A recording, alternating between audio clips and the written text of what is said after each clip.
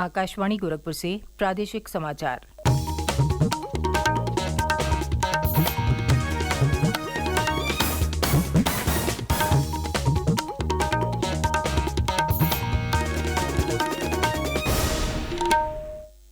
नमस्कार, समाचार बुलेटिन के साथ मैं सुकीर्ति अस्थाना। पहले मुख्य समाचार। लोकसभा चुनाव में निगरानी के लिए उत्तर प्रदेश सहित कई राज्यों में विशेष पर्यवेक्षक, पुलिस पर्यवेक्षक और विशेष व्यय पर्यवेक्षक किए गए तैनात। लोकसभा चुनाव के दूसरे चरण के लिए विभिन्न उम्मीदवारों ने दाखिल किया नामांकन। कल तक भरी जा सकेंगे पर्चे। मतदान 26 अप्रैल को।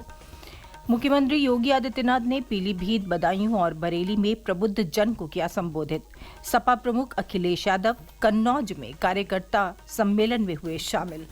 और चित्रकूट में तेज रफ्तार डंपर ने ऑटो में मारी टक्कर। हादसे में ऑटो सवार 7 लोगों की मौत, 1 घायल।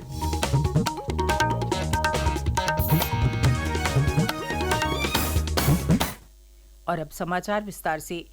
निर्वाचन आयोग ने लोकसभा चुनाव की निगरानी के लिए उत्तर प्रदेश सहित 6 राज्यों में विशेष पर्यवेक्षक और पुलिस पर्यवेक्षकों की नियुक्ति की है। साथ ही चुनावी खर्च पर नजर रखने के लिए व्यय पर्यवेक्षकों की भी तैनाती की है।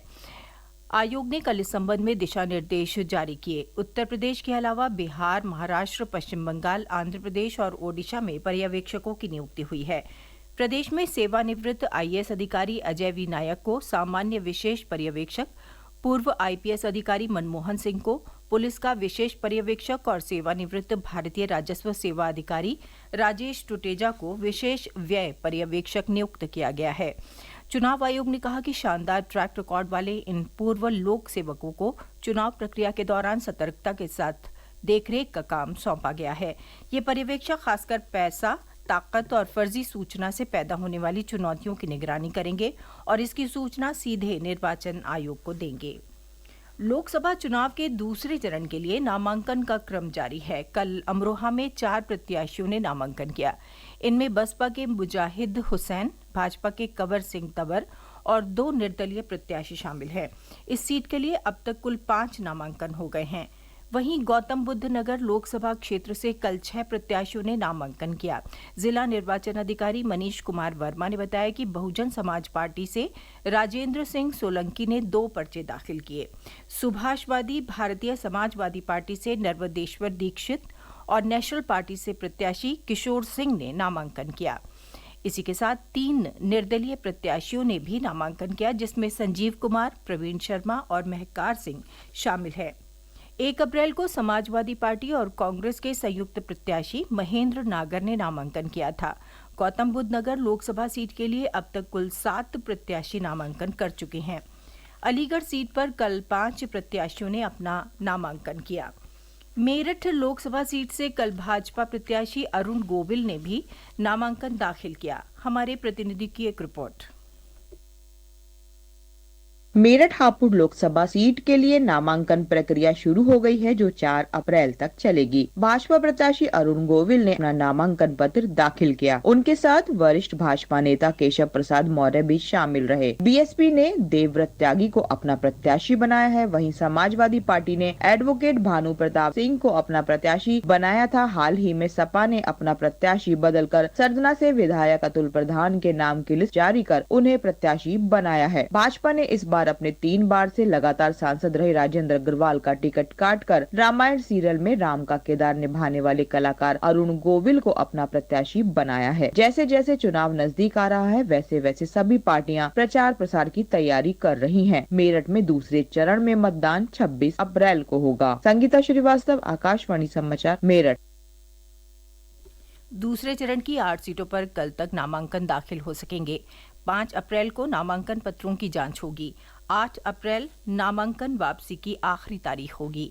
इस चरण की 8 सीटों अमरोहा, मेरठ, बागपत, गाजियाबाद, गौतम बुद्ध नगर, बुलंदशहर, अलीगढ़ और मथुरा में 26 अप्रैल को मतदान होगा। भारतीय जनता पार्टी के वरिष्ठ नेता और मुख्यमंत्री योगी आदित्यनाथ ने कल पीलीभीत, बदायूं और बरेली में प्रबुद्ध जन सम्मेलन को संबोधित किया।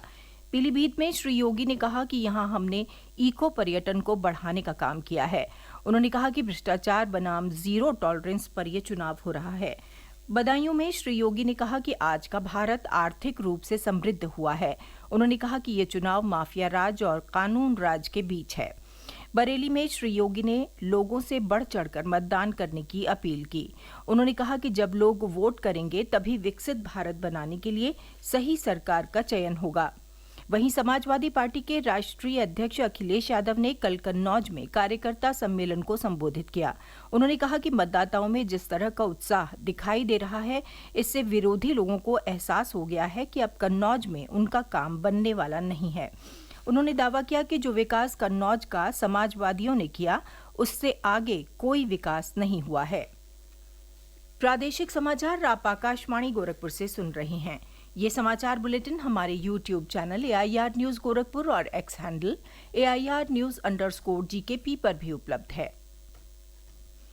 चित्रकूट के करवी कोतवाली क्षेत्र में झांसी मिर्जापुर राष्ट्रीय राजमार्ग पर कल तेज रफ्तार डंपर ने दर्शनार्थियों से भरे ऑटो रिक्शा में टक्कर मार दी। हादसे में ऑटो सवार 8 लोगों में से 5 लोगों की मौके पर ही मौत हो गई, जबकि 3 घायलों में से 2 ने इलाज के दौरान दम तोड़ दिया। दुर्घटना के बाद घायलों को इलाज के लिए प्रयागराज रेफर किया गया। पुलिस ने डंपर को कब्जे में लेकर कार्रवाई शुरू कर दी है। भारतीय जनता पार्टी के वरिष्ठ नेता और केंद्रीय मंत्री अनुराग सिंह ठाकुर ने कल अमरोहा और मुरादाबाद में साइबर योद्धा सम्मेलन को संबोधित किया। उन्होंने कहा कि आज सूचना के युग में हमें सरकार की उपलब्धियों को सोशल मीडिया के माध्यम से बूथ स्तर तक पहुंचाना है। इसमें साइबर योद्धाओं को अहम भूमिका निभानी होगी। अमरोहा में श्री ठाकुर ने कहा कि सोशल मीडिया पर किसी भी अमर्यादित और अभद्र टिप्पणी से हमें बचना होगा। हमें सही ढंग से अपनी बात को रखना है ताकि आम लोगों तक हमारी बात स्पष्टता से पहुंचे। वाराणसी के काशी विश्वनाथ मंदिर की सफाई व्यवस्था एयरपोर्ट की तर्ज पर करने की तैयारी है। इसे लेकर मंदिर प्रशासन और एयरपोर्ट अथॉरिटी के बीच वार्ता चल रही है। इसी महीने के अंतिम सप्ताह से सफाई की ये नई व्यवस्था शुरू हो सकती है। अंतर्राष्ट्रीय स्तर की सफाई व्यवस्था लागू करने वाला काशी विश्वनाथ मंदिर देश का पहला मंदिर होगा। इस व्यवस्था के तहत मंगला आरती से लेकर शयन आरती तक कई चरण में मंदिर की सफाई की जाएगी। वर्तमान में मंदिर की सफाई व्यवस्था निजी कंपनी के हाथों में है। उधर कल काशी विश्वनाथ मंदिर धाम के मुख्य कार्यपालक अधिकारी विश्वभूषण मिश्रा ने मंदिर परिसर की सफाई व्यवस्था का औचक निरीक्षण किया, जिसमें 54 स्थानों पर गंदगी मिली।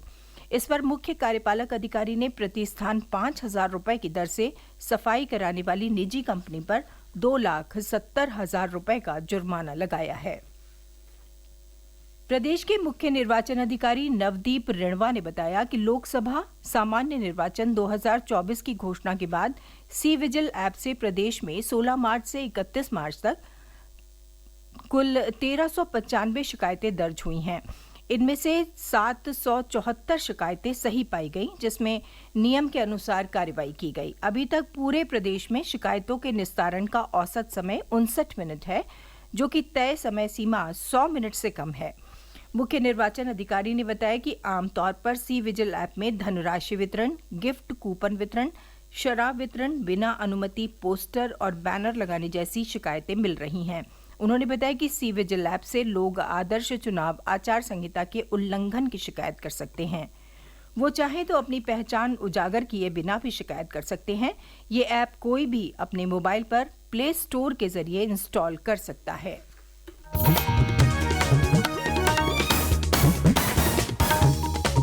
अंत में मुख्य समाचार एक बार फिर।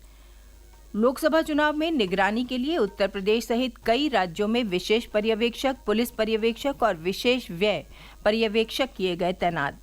लोकसभा चुनाव के दूसरे चरण के लिए विभिन्न उम्मीदवारों ने दाखिल किया नामांकन। कल तक भरे जा सकेंगे पर्चे। मतदान 26 अप्रैल को।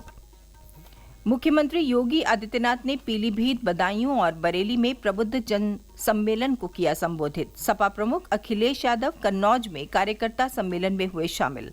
और चित्रकूट में तेज रफ्तार डंपर ने ऑटो में मारी टक्कर। हादसे में ऑटो सवार 7 लोगों की मौत, 1 घायल।